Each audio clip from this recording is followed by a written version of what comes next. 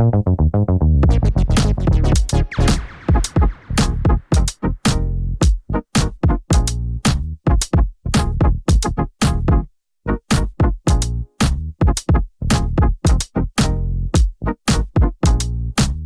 je suis Fouapa. Mon vrai prénom c'est Pierre-Jean. Je vais avoir 36 ans et je suis street artiste à Lyon. Ça fait 1 an et demi que je fais ça, parce qu'avant j'avais un vrai métier dans la publicité que j'ai fait pendant 13 ans, que j'ai beaucoup aimé, mais je suis quand même très content d'avoir arrêté pour faire ça, de ma vie maintenant.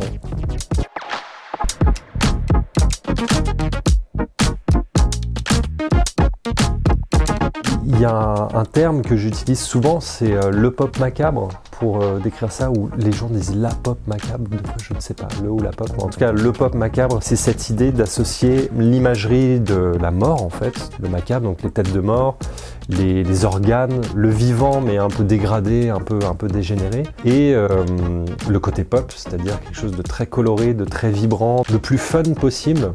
Mais le pop macabre, il y a quand même un côté un peu sombre, un peu négatif, parce que dans ce que je fais, c'est pas toujours évident, mais il y a souvent un petit message un peu mélancolique. Mais voilà, encapsulé dans une coquille un peu rose, c'est comme une bonbonnière au caca, tu vois.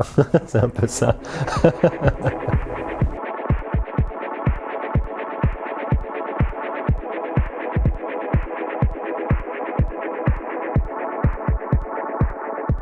Il y a aussi un truc important, je dissèque que les objets, je dissèque pas les êtres vivants parce que parce qu'il y a un street artiste qui s'appelle Nightshot, qui est une star absolue, qui le fait déjà très très bien, et ça n'aurait aucun intérêt de faire ça.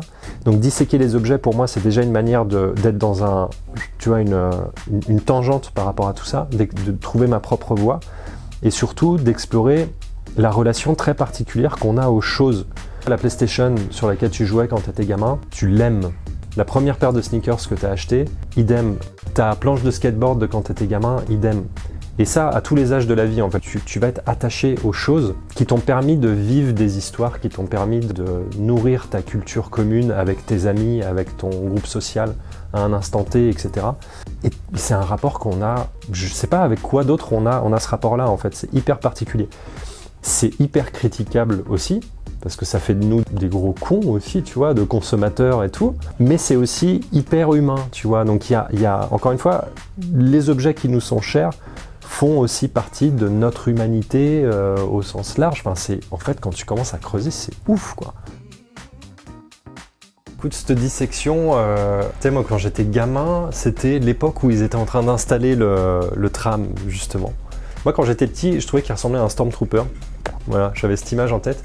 Mais en fait, effectivement, je me suis rendu compte qu'il ressemblait beaucoup plus à une baleine, un beluga, tu vois, un espèce d'animal marin. Et après, ce qui est intéressant, là où je me suis beaucoup pris la tête, c'est sur ce que j'allais marquer autour. Donc là, j'ai marqué « Allez, viens, on fuit loin, faire la bamboche jusqu'à demain ». Parce que pour moi, le tram, c'est le moyen de transport que j'ai toujours pris pour aller un peu en dehors de Lyon. C'est un peu le moyen de transport que tu prends plus tard, tu vois. Le truc un peu plus à l'arrache, et je trouve dans le tram, je sais pas moi, j'ai plein de souvenirs, tu vois, de gens bourrés, d'actions un peu chelous et tout. Je trouve qu'il y a un rapport avec le monde de la nuit et le monde de la fête, tu vois, des soirées entre potes, des soirées un peu schlag, tu vois. Et voilà, que le tram, il est un peu représentatif de tout ça, donc ce que j'ai un peu voulu refléter.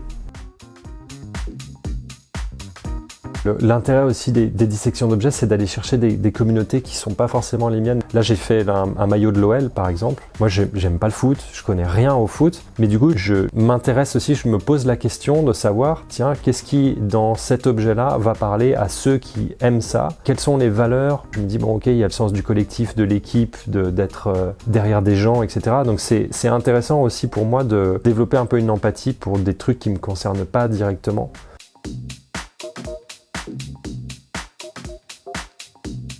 Et là, maintenant, ce que j'ai envie de faire sur les dissections d'objets, c'est vraiment de me focaliser sur les dissections d'objets lyonnais. Ça va être l'objet de mon expo là au 120 pour le coup. Mais je trouve ça intéressant, en fait, plus logique finalement. Je me dis, ok, je les colle dans la rue à Lyon, donc autant trouver une manière de parler vraiment le plus directement possible aux Lyonnais.